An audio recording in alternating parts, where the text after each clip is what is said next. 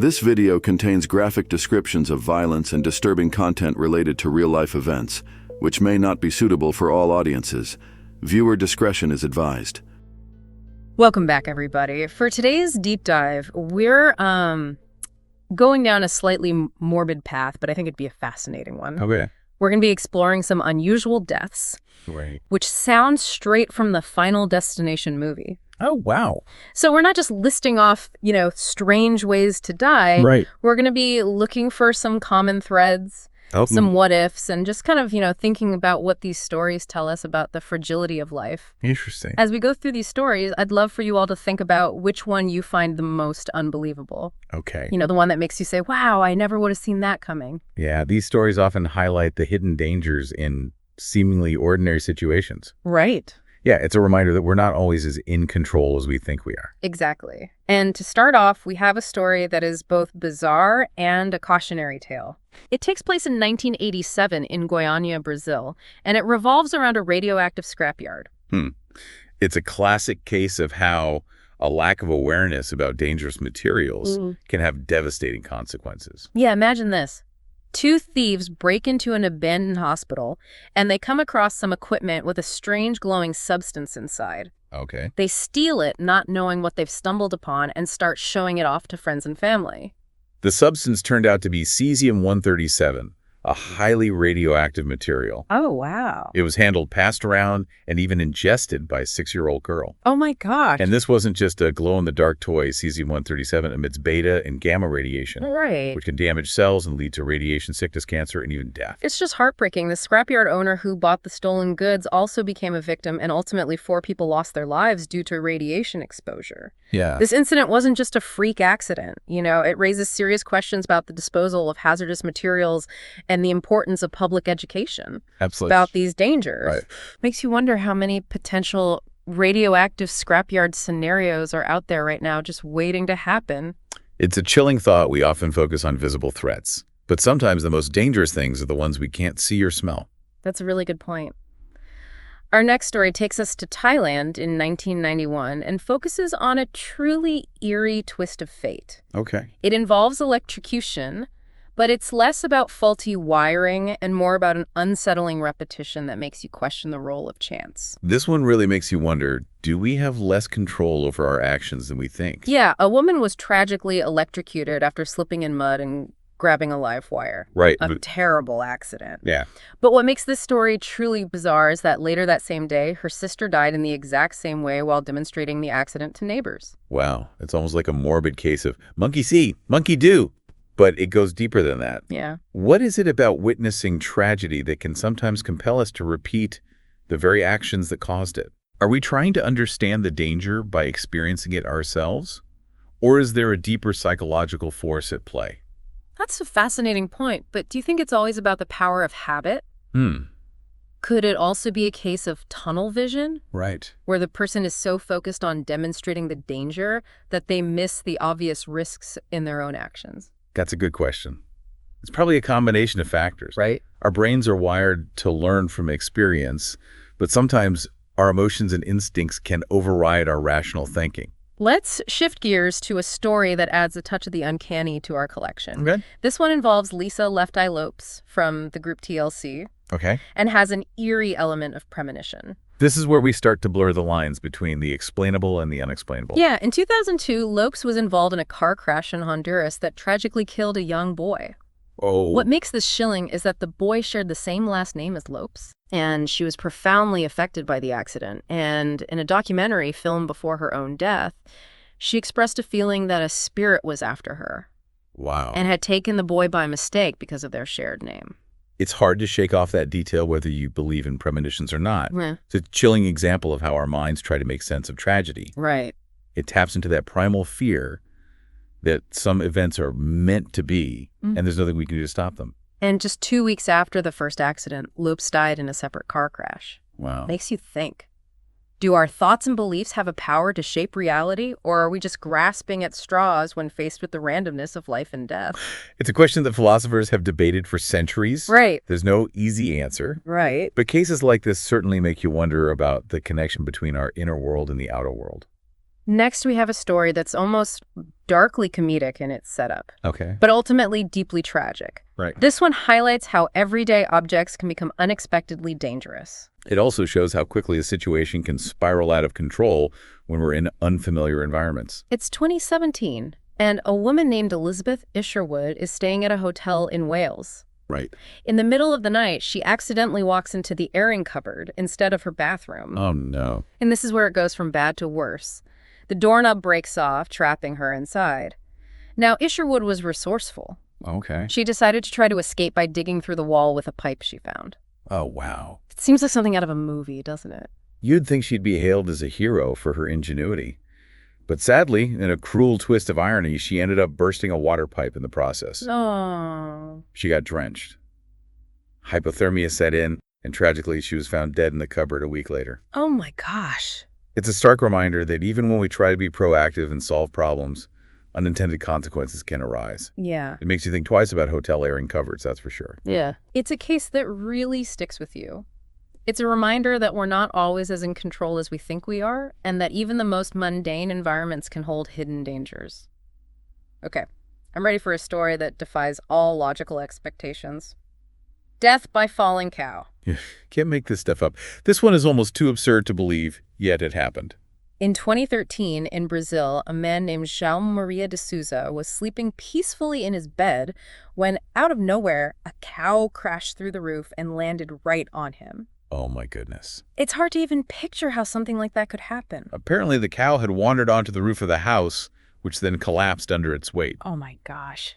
It's a reminder that even when we think we're safe in our own homes, danger can literally fall from the sky. The sheer randomness of it is what makes it so unsettling. You go to sleep in your own bed and a cow becomes the instrument of your demise. It really highlights the fragility of life and the fact that sometimes we're just in the wrong place at the wrong time. Our final story in this first batch starts with a falling poodle and ends with a chain reaction of misfortune. This one is like a real-life Rube Goldberg machine of tragedy. It shows how interconnected our lives truly are, even in the most unexpected ways. Picture this. It's 1998 in Argentina, and a poodle falls from a 13th-floor balcony. Oh, wow. Tragically, it lands on a woman walking below, killing them both instantly.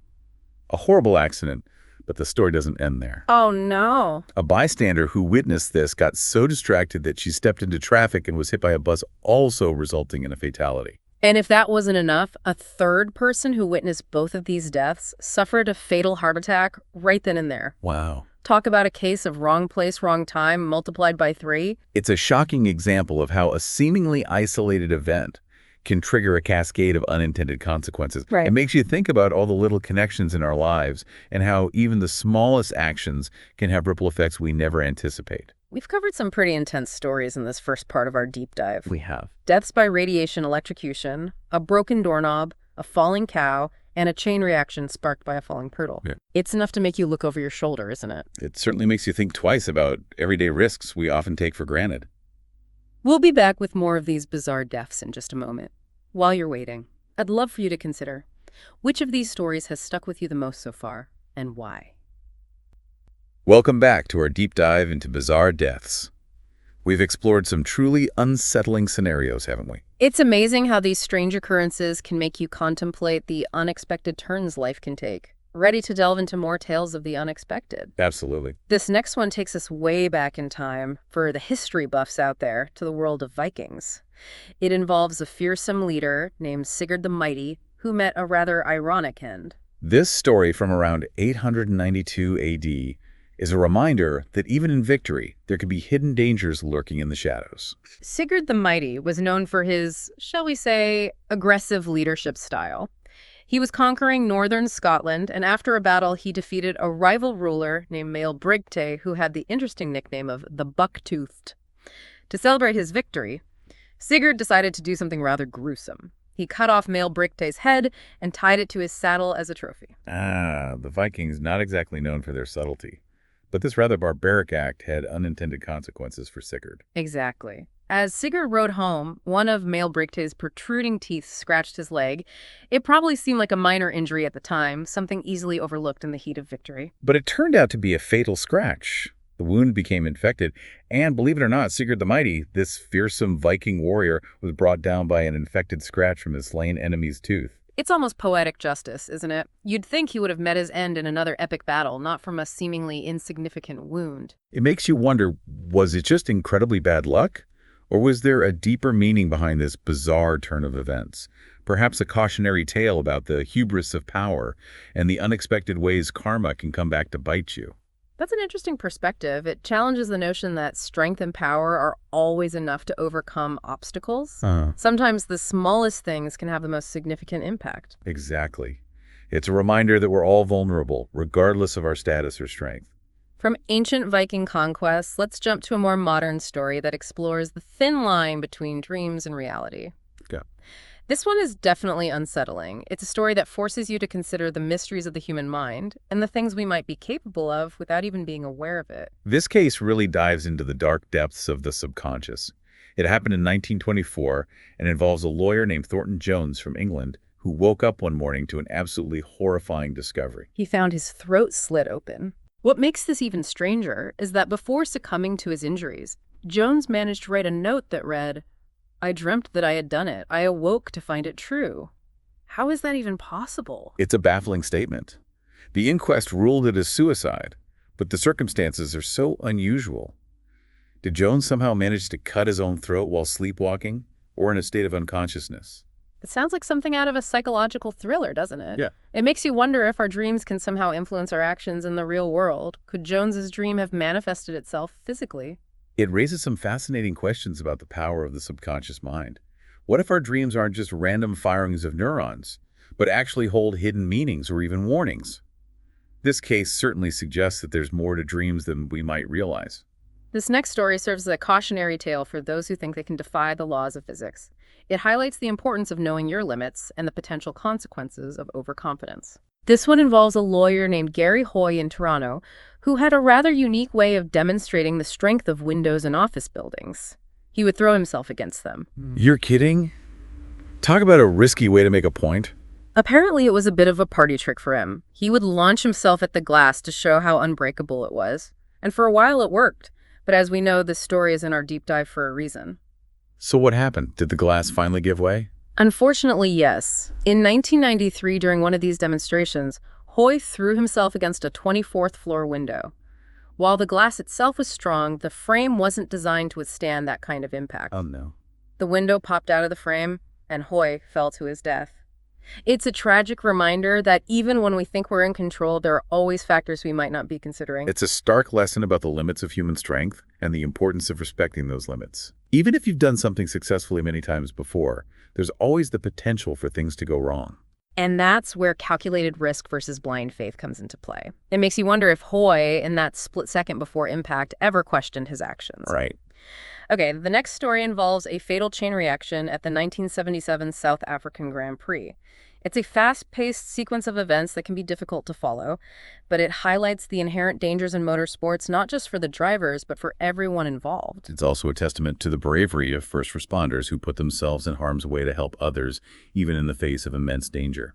The scene was chaotic. A race car driven by Renzo Zorzi caught fire, and two track marshals, Frederick Jansen Van Buren and William Bill, ran onto the track to put out the flames.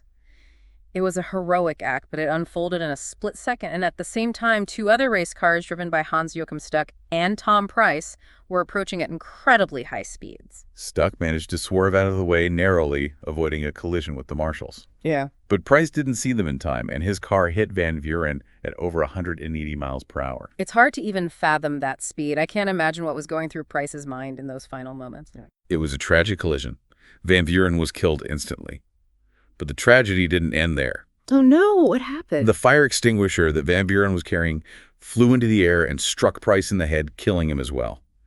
A chain reaction of events, each one more unbelievable than the last. It's a stark reminder that even in a controlled environment like a racetrack, the unexpected can happen in a heartbeat. Absolutely. It underscores the element of risk that's inherent in motorsports for everyone involved. Okay, for our last story in this set, let's lighten the mood a bit. This one involves a politician, a balcony, and monkeys. It's a combination of the absurd and the tragic. This story is a prime example of what can happen when humans and wildlife clash, especially in urban environments where their territories overlap. Back in 2007, the deputy mayor of Delhi, India, Surinder Singh Bajwa, was at home one morning when he was suddenly attacked by a troop of rhesus monkeys on his balcony. Oh, wow. Rhesus monkeys are known to be quite mischievous and sometimes aggressive, especially when they feel threatened or are protecting their territory. It sounds like they were protecting their territory. In this case, Bajwa tried to fight them off with a stick, but in the commotion he lost his balance and fell from the first-floor balcony. He suffered severe head injuries and died the next day. Oh, my goodness. It's a reminder that even seemingly harmless animals can pose a threat, especially in unexpected situations. It also highlights the unpredictable nature of life. You never know what's going to happen next, even in the supposed safety of your own home. That's a good point. Sometimes danger can lurk in the most unexpected places. We've covered a lot of ground in this second round of bizarre deaths. We've seen everything from ancient Viking curses to tragic race car accidents, a fatal sleepwalking incident, a window testing lawyer, and even a politician's fatal encounter with monkeys. What are your thoughts so far? It's a diverse collection of stories, each with its own unique set of circumstances and lessons. But one common thread seems to be the role of chance and the unpredictable nature of life. I agree. It's like we're constantly walking a tightrope between order and chaos, and sometimes we lose our balance. But even in these bizarre and tragic stories, there are insights to be gained. They remind us to appreciate the preciousness of life, to be mindful of the risks we take, and to approach the world with a sense of humility and awareness. We'll be back with our final set of stories and some concluding thoughts in just a moment. In the meantime, have you considered which story from this batch has left you the most speechless? We're back for the final chapter of our deep dive into bizarre deaths. It's been a journey, hasn't it? We've gone from ancient curses to modern mishaps, exploring the unexpected ways people have met their end. We've seen how a simple scratch or a falling cow can change everything in an instant. It's a sobering reminder that life is fragile and unpredictable. But amidst the tragedy, we've also uncovered fascinating insights into human behavior, the role of chance, and the interplay of our physical and mental worlds. It's not just about the bizarre. It's about what these stories reveal about the human experience. Absolutely. And to wrap things up, we've got one last story that's a bit of a palate cleanser after all the heaviness we've covered. It still has that "you've got to be kidding me" factor, but it's definitely on the lighter side. Let's hear it after all those falling cows and Viking curses. I'm ready for something a bit more relatable. Okay, picture this. You're at a dinner party, everything's going great, you're enjoying a lively conversation, and then suddenly you feel it, a piece of food gets lodged in your throat. Oh, we've all been there. That moment of panic when you can't breathe and everyone's staring at you, wondering if they should intervene. Exactly. But in this particular scenario, the person choking didn't follow the usual protocol of coughing or signaling for help. Instead, they reached for the nearest thing they could find to try and dislodge the food. And guess what it was? Let me guess, a napkin. A glass of water. Nope, a silver fork. They tried to use it to push the food down, but as you can imagine, that wasn't the best strategy. Oh no, I can already see where this is going. Did they accidentally? Yes, the fork got stuck, further obstructing their airway, and, well, you can imagine the outcome. Not the grand finale you'd expect, but it definitely fits our theme of bizarre deaths. It's a reminder that even in the most ordinary situations, our instincts can sometimes lead us astray. It's a good reminder to brush up on basic first aid techniques, like the Heimlich maneuver. It could mean the difference between life and death. We've come to the end of our morbidly fascinating journey. We've explored deaths by radiation electrocution, a broken doorknob, a falling cow, a chain reaction triggered by a falling poodle, and even a self-inflicted choking hazard involving a silver fork. What a collection. It's been a whirlwind of strange and unexpected scenarios, but hopefully you found it as thought-provoking as we have. These stories aren't just about the bizarre. They offer a unique lens through which to examine our relationship with risk chance and the delicate balance of life itself. They remind us that the unexpected can happen at any moment, and that even in the face of tragedy, there are lessons to be learned and insights to be gained. So as we sign off, I want to leave you with a few final questions. After this deep dive, do you look at the world around you a little differently? Do you find yourself pondering the what-ifs a bit more? And most importantly, which of these stories will stick with you the longest and why? Thanks for joining us on this exploration of the bizarre and unexpected. Until next time, be safe, be aware, and maybe keep an eye out for falling cows.